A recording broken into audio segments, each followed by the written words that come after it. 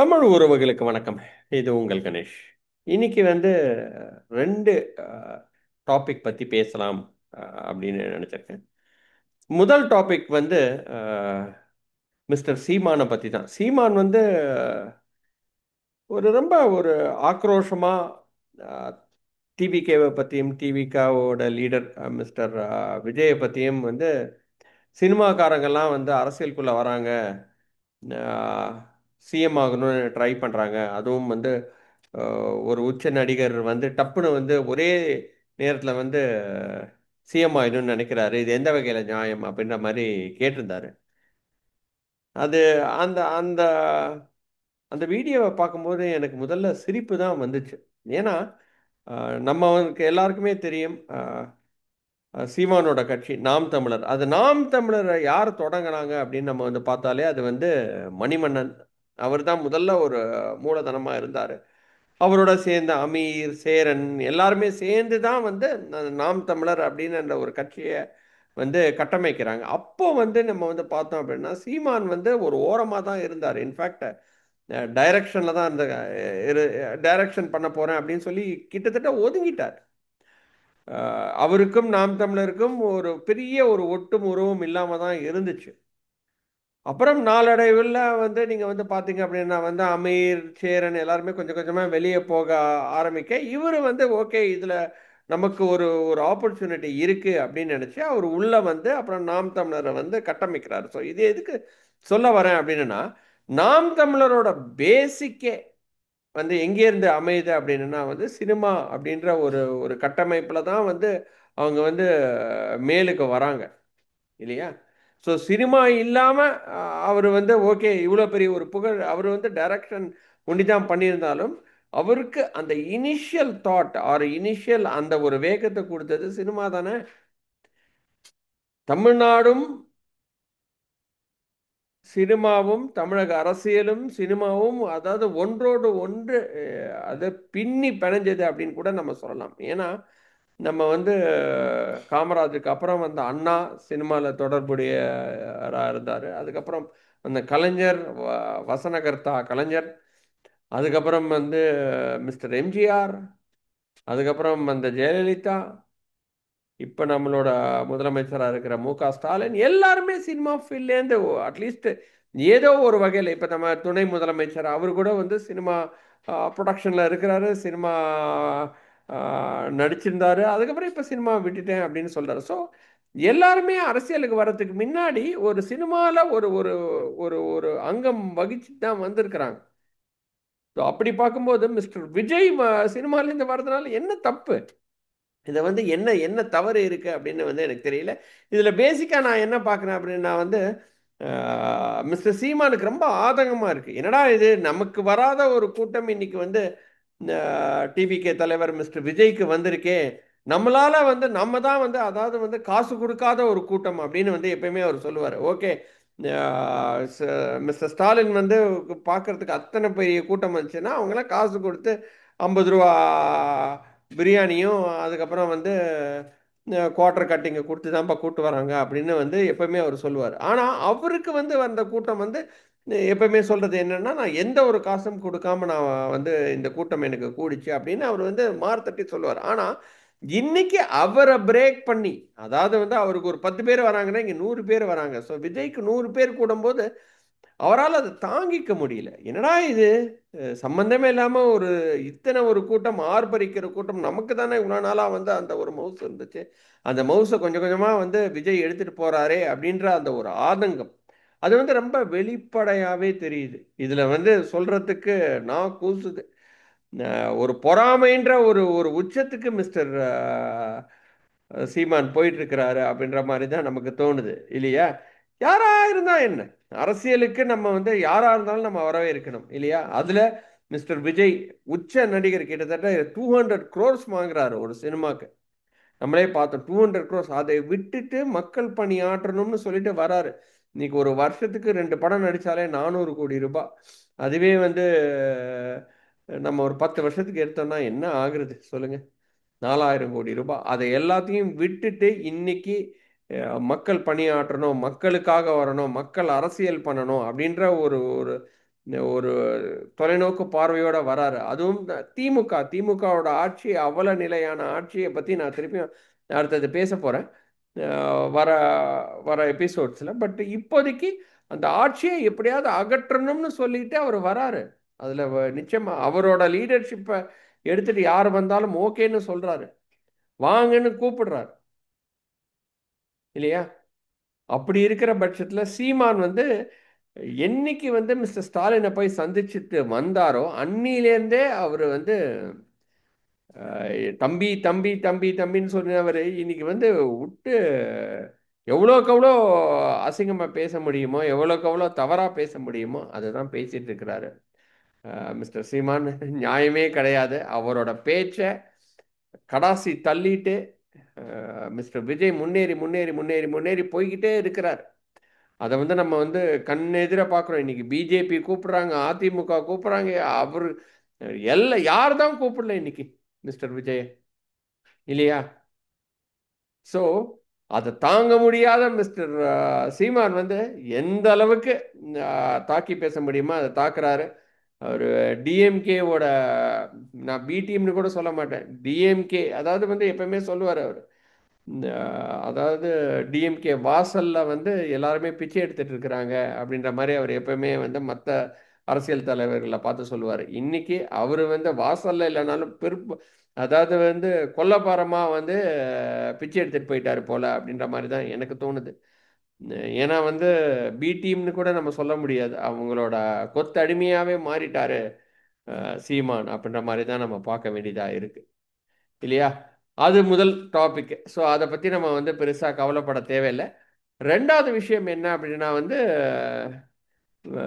எல்லாருமே சொல்கிற மாதிரி இன்னைக்கு தாவேகா வந்து எந்த கூட்டணியோட போகும், நிறைய பேர் சொல்கிறாங்க என்ன அப்படின்னா காங்கிரஸை பிரிச்சுட்டு எடுத்துகிட்டு வந்துடுவாங்க, இல்லாட்டினா வந்து அதிமுக பிரிச்சுட்டு வந்து இந்த சைடு வந்துடும், தாவேகாவும் அதிமுகவும் சேரும், இல்லை என்டிஏ ஓட போய் சேர்ந்துருவாரு அப்படின்ற மாதிரி பல விஷயங்கள் பல கோணங்களில் பேசப்படுது. அதை பற்றி நமக்கு எல்லாருக்கும் நம்ம வந்து சமூக ஊடகங்களில் நம்ம பார்த்துட்ருக்கோம். ஆனால் இன்னைக்கு நமக்கு ஒரு தெளிவான ஒரு ஆன்சர் வந்துடுச்சு இல்லையா? என்ன தெளிவான ஆன்சர் அப்படின்னா, யார் வேணா வரலாம், காங்கிரஸ் வரலாம், அதிமுக வரலாம். I do not know about BJP பற்றி எனக்கு சொல்ல தெரியல இப்போதைக்கு. ஏன்னா வந்து மிஸ்டர் விஜய் தான் சொல்லணும். பிஜேபி வந்தாலும் ஓகேயான, யார் வந்தாலும் நமக்கு பிரச்சனை கிடையாது இல்லையா?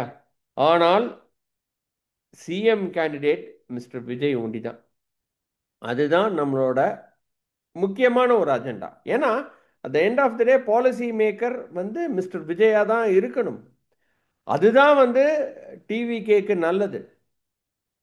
அப்படி இல்லாத பட்சத்தில் வந்து வேற எங்கேயாவது அலையன்ஸ் சேர்ந்தாங்க, இல்லாட்டினா வந்து ஓகே ஒரு 40 சீட்டு 50 சீட்டு வாங்கிட்டு போனோன்னா அது விஜயகாந்துக்கு என்ன நடந்ததோ அதுதான் வந்து நடக்கும் இல்லையா?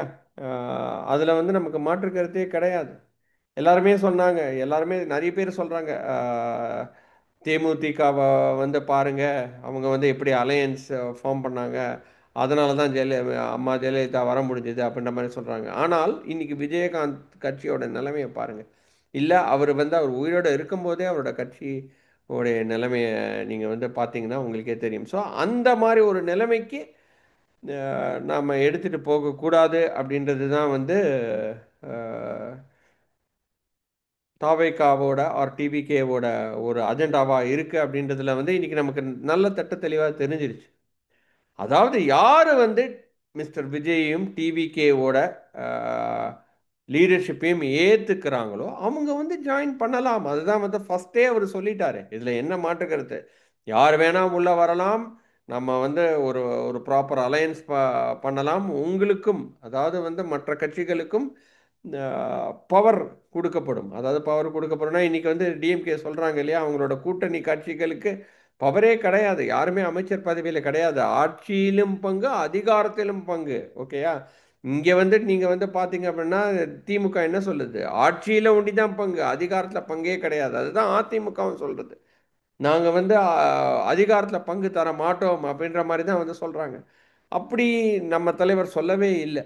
நம்ம தலைவர் என்ன சொல்றாரு? ஆட்சியிலும் பங்கு, அதிகாரத்திலும் பங்கு. வாங்க, வாங்க எல்லாருமே சேர்ந்து ஒரு நல்லாட்சியை மக்களுக்கு கொடுப்போம் அப்படின்னு தானே சொல்றாரு. அதுதானே முக்கியம். At the end of the day மக்கள் தான் வந்து அரசர்கள் இல்லையா? நம்மளை எல்லாருமே ஊக்குவிக்கிறது, நம்மளை எல்லாருமே வந்து என்னென்ன மாதிரி ஒரு சர்வீஸ் வேணும், என்ன மாதிரி ஒரு அஜெண்டா பண்ணணும், எப்படி தமிழ்நாட்டை வந்து நம்ம வந்து முன்னாடி எடுத்துட்டு போகணும் அப்படின்றது வந்து மக்களோட சிந்தனை, மக்களுக்கு என்ன வேணும் அப்படின்னு சிந்திக்கிற ஒரு ஒரு லீடர் நமக்கு வேணும் அப்படின்னா அது வந்து மிஸ்டர் விஜய் தான் அப்படின்லாம் மாற்றுக்கிறது கிடையாது. அதனால தான் அவர் சொல்றாரு, ஓகே எல்லாருமே சேர்ந்து வாங்க, எல்லாரோட ஐடியாவும் rather than one person's thought process, let's have everyone, எல்லாத்தையும் கூட சேர்த்துப்போம், எல்லாரும் என்ன சொல்றாங்கன்றத பார்ப்போம், அதுல இருக்கிறத பெஸ்டா எடுத்து நம்ம வந்து இம்ப்ளிமெண்ட் பண்ணுவோம். அதனால தான் வந்து ஆட்சியிலும் பங்கு, அதிகாரத்திலும் பங்கு அப்படின்றத வந்து நம்மளோட தலைவர் சொல்லிக்கிட்டே இருக்கிறாரு.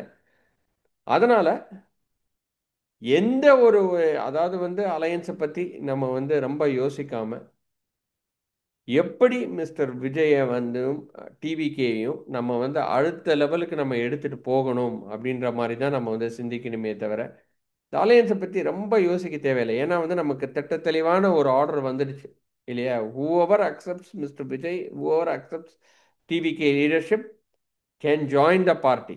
நிறைய பேர் வந்து சொல்கிறாங்க, டிஎம்கேலேருந்து நிறைய பேர் வெயிட் பண்ணிட்டு இருக்காங்க, லைனில் நிற்கிறாங்க, ஏடிஎம்கேல நிறைய பேர் லைனில் நின்றுட்டு இருக்காங்கன்னு.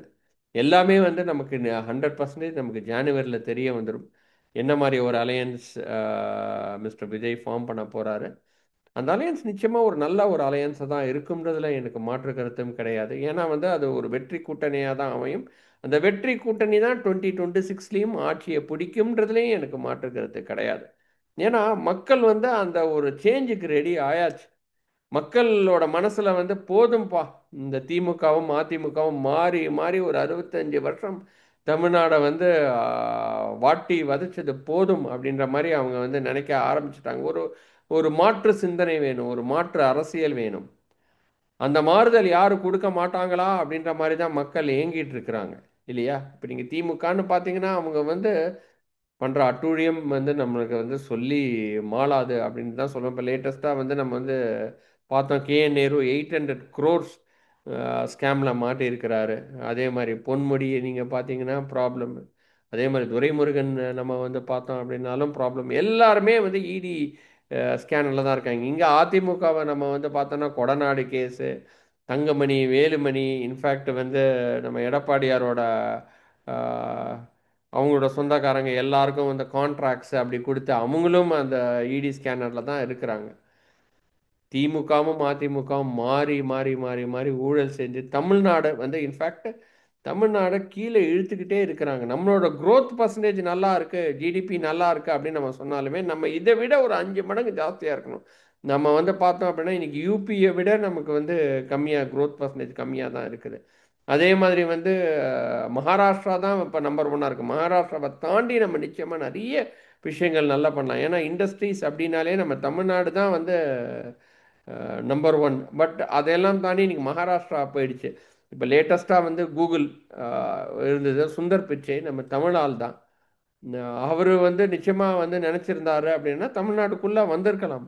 ஆனால் ஏன் தமிழ்நாட்டுக்குள்ளே வரல? அவர் வந்து நேராக எதுக்கு வந்து ஆந்திராவை நோக்கி போயிட்டார், விசாகப்பட்டினத்தில் போயிட்டு கிட எவ்வளோ $5 பில்லியன் அப்படின்னா வந்து கிட்டத்தட்ட 40,000 கோடி தமிழ்நாடுக்கு வருவாய் வந்திருக்கும். அதை எல்லாத்தையும் வந்து ஏன் வர இல்லை, தமிழ்நாட்டுக்கு வரலை, ஏன் சுந்தர் பிச்சையை டைரெக்டாக போய் பார்த்துருக்கலாமே அப்படின்னு தான் எனக்கு தோணுது. ஸோ இதுக்கெல்லாம் நமக்கு ஆன்சர் இப்போதைக்கு இல்லை. But mister Vijay and mister and TVK ஆட்சிக்கு வந்தால் காட்சிகள் மாறும், எல்லாமே மாறும் அப்படின்றத சொல்லி வாய்ப்புக்கு நன்றி கூறி விடைபெறுகிறேன். இது உங்கள் கணேஷ். நன்றி, வணக்கம்.